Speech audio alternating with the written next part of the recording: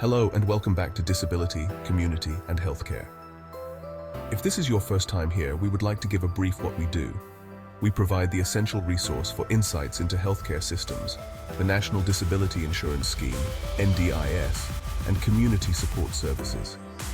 Our mission is to empower individuals with disabilities, their families and caregivers by providing clear knowledge on navigating community and healthcare options.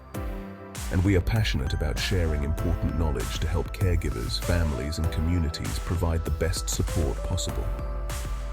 Today we're focusing on a critical topic, the types of seizures and how you can assist someone experiencing one.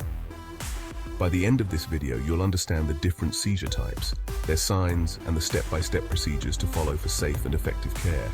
So, if you're ready, let's dive right in. A seizure is a sudden surge of electrical activity in the brain, which can cause changes in behavior, movement, awareness, or sensations. Seizures come in many forms, and understanding the type of seizure is essential for providing the right support. Did you know that seizures are categorized into two main types? Let's break it down. Generalized seizures. These affect both sides of the brain. Focal seizures. These begin in one specific part of the brain. Within these categories, there are several subtypes, each with unique signs and symptoms. Let's explore them. Here are the most common seizure types you might encounter. Tonic-clonic seizures, formerly known as grand mal seizures. These are the most dramatic seizures. Signs: loss of consciousness, stiffening of muscles, followed by jerking movements. Duration typically lasts 1 to 3 minutes. Absent seizures, formerly called petit mal. These are brief lapses in awareness. Signs: staring blankly, slight eye fluttering, or subtle head nodding. Duration lasts a few seconds but can happen multiple times a day. Focal seizures or partial seizures. These begin in a specific area of the brain. Signs: focal aware seizures.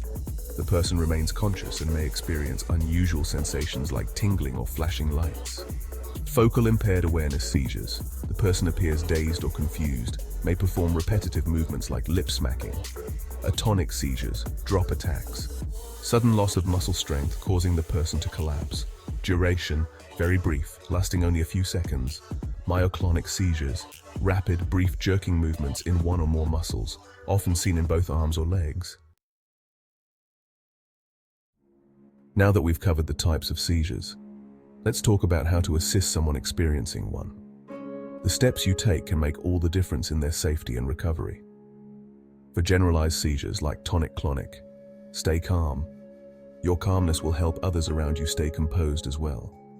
Protect the person. Move nearby objects like furniture or sharp items away. Cushion their head with something soft like a jacket or folded towel. Time the seizure. Most seizures end within 1 to 3 minutes. If it lasts longer than 5 minutes, call emergency services. Do not restrain or put anything in their mouth. Contrary to popular belief, they won't swallow their tongue, and forcing their mouth open can cause injury. After the seizure, gently turn them onto their side to prevent choking. Stay with them until they regain full awareness. For focal seizures or absent seizures, ensure safety. If the person is walking or performing repetitive actions, guide them gently to a safe spot. Speak calmly, reassure them. People coming out of focal seizures can be confused or frightened. For atonic or myoclonic seizures, prevent falls. If you notice the signs, try to support them to prevent injury. Check for injuries. Afterward, check if they've hurt themselves during the episode. While most seizures are not life-threatening, there are situations where emergency help is essential. If the seizure lasts more than 5 minutes, if the person has multiple seizures in a row without regaining consciousness, if they're injured during the seizure, if it's their first ever seizure. Remember, being prepared and staying calm can turn a potentially frightening situation into one where the person feels supported and safe. Seizures can be unpredictable, but with the knowledge we've shared today, you're now better equipped to recognize the types and assist someone safely. Whether you're a caregiver, family member, or just someone who wants to make a difference, your actions matter. Did you find this video helpful?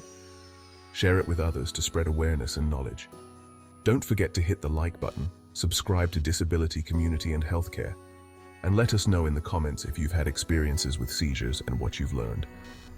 Let's keep building a more informed and caring community together. See you in the next video.